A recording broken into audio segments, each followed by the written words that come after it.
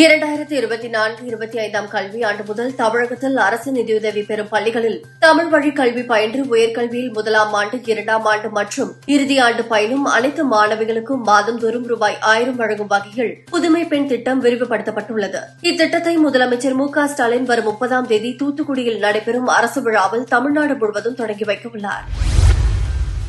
திருப்பூரில் மாநகராட்சி வரி உயர்வை ரத்து செய்யக்கோரியும் கடை வாடகைக்கு 18% GST விரிவிப்பதை எதிர்த்தும் மத்திய மாநில அரசுகளை கண்டித்து கடை அடைப்பு போராட்டம் நடைபெற்றது.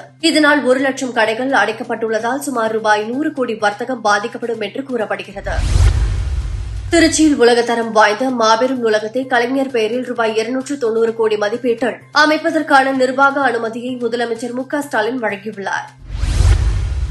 விமான நிலையங்களுக்கு வெடிகுண்டு மிரட்டல் விடுத்தால் ரூபாய் 1 கோடி வரை அபராதம் விதிக்கப்படும் என்று அறிவிக்கப்பட்டுள்ளது. ரூபாய் 1 கோடி வரை அபராதம் விதிக்கும் வகையில் விமான பாதுகாப்பு விதிகளில் மத்திய அரசு திருத்தம் மேற்கொண்டுள்ளதாக தகவல் வெளியாகியுள்ளது. ஒரே நாடு ஒரே தேர்தல் மசோதா தாக்கல் செய்யும் வாக்கெடுப்பில் கலந்து கொள்ளாத 20 பாஜக எம்பிக்களிடம் விளக்கம் கேட்டு நோட்டீஸ் அனுப்ப அக்கட்சி திட்டமிட்டுள்ளது. சத்தீஸ்கர் மாநிலம் சுர்குஜா மாவட்டத்தில் குழந்தை பேறு வேண்டி உயிருடன் இருந்த ஒரு கோழி குஞ்சை விழுங்கிய ஆனந்த் யாதவ் என்பவர் மூச்சு திணறலால் உயிரிழந்தார். இதையடுத்து நடைபெற்ற உடல் பிரேத பரிசோதனையில் ஆனந்த் யாதவ் தொண்டையில் ஒரு கோழி குஞ்சு சிக்கி இருப்பதை டாக்டர்கள் கண்டுபிடித்து அதை உயிருடன் மீட்டனர். குழந்தை பேருக்காக விபரீத முயற்சியில் ஈடுபட்ட வாலிபர் இறந்த சம்பவம் சோகத்தை ஏற்படுத்தியுள்ளது.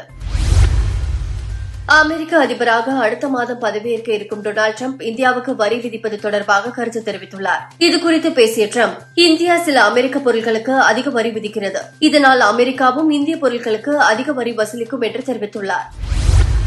ரஷ்யாவின் அணுசக்தி மற்றும் ரசாயன ஆயுத படைப்பிரிவின் தலைவர் ஜெனரல் இகோர் கிரிலோவ் மாஸ்கோவில் வெடிகுண்டு தாக்குதலில் கொல்லப்பட்டார். இந்த தாக்குதலுக்கு உக்ரைன் பொறுப்பேற்றுள்ள நிலையில் இதற்கு தக்க பதிலடி கொடுக்கப்படும் என ரஷ்யா தெரிவித்துள்ளது.